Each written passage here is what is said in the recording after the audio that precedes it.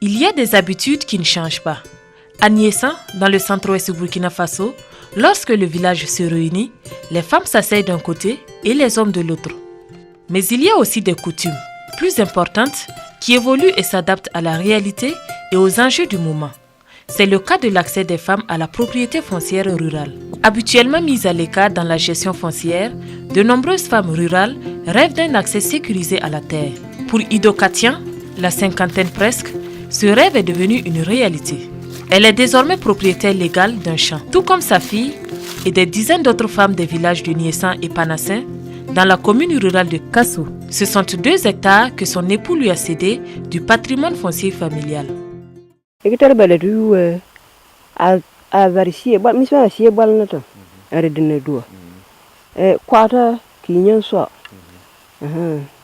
Des possesseurs fonciers de fait, pour ne pas dire des hommes, qui cèdent librement et à titre définitif des portions de terre à leurs épouses, sœurs et filles. C'est une grande première au Burkina Faso.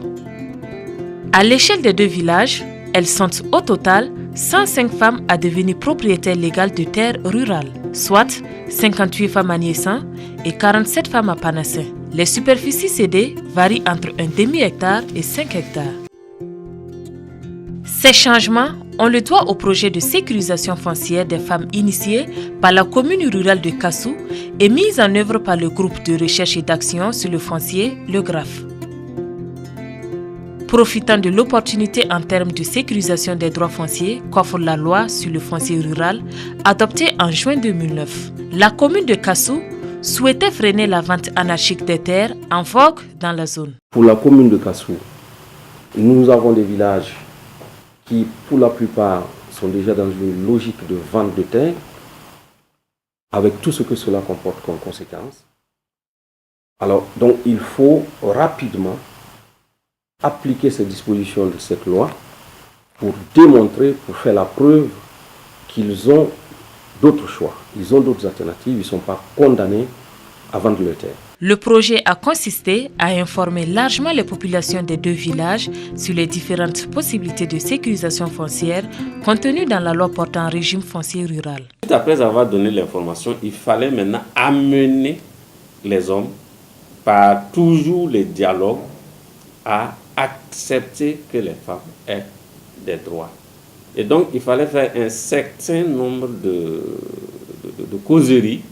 Souvent, ça a été la nuit, quand les populations ont suffisamment de temps. Souvent, ça a été dans la journée. Avant l'arrivée du GRAF, bon, nous étions dans le noir. Parce que nous ne savons pas qu'une terre doit avoir un APP. Donc, quand le GRAF est venu maintenant, nous informer, nous sensibiliser, nous savons présentement que si tu as un APP de ton terrain, quelqu'un ne peut plus quitter ailleurs en disant qu'il a l'argent ou il a la force plus que toi pour récupérer ta terre. Le projet a été financé par le Fonds commun Jean, mis en place en 2005 par une dizaine de partenaires techniques et financiers au Burkina Faso, dont le Bureau de la coopération suisse. Ce projet révèle une importance particulière pour nous.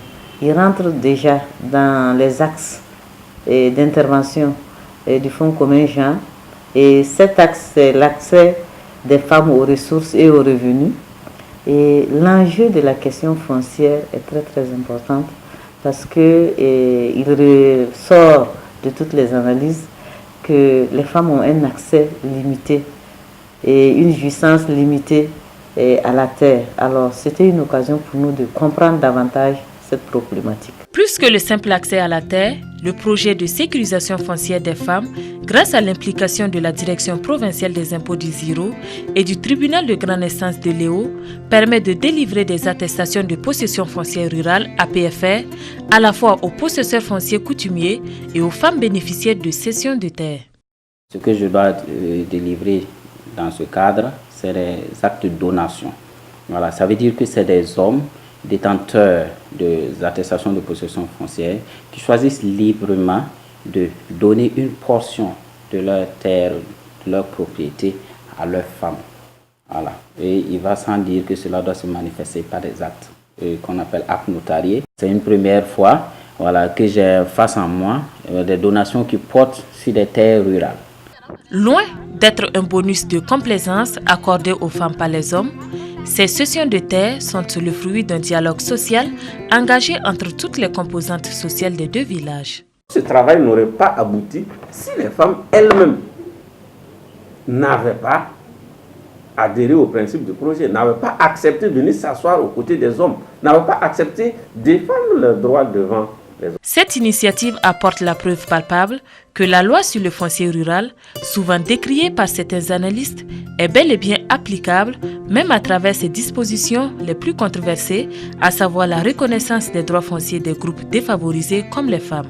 Les résultats obtenus dans le cadre de ce projet battent également en brèche l'idée commune selon laquelle les hommes ne peuvent pas admettre que des femmes puissent posséder la terre en milieu rural. À Panassin et à Niessan, ces portions de terre sont porteuses de grands espoirs pour les nouvelles propriétaires terriennes. En attendant de recevoir leurs attestations de possession foncière rurale, les femmes célèbrent leur victoire comme elles seules savent le faire.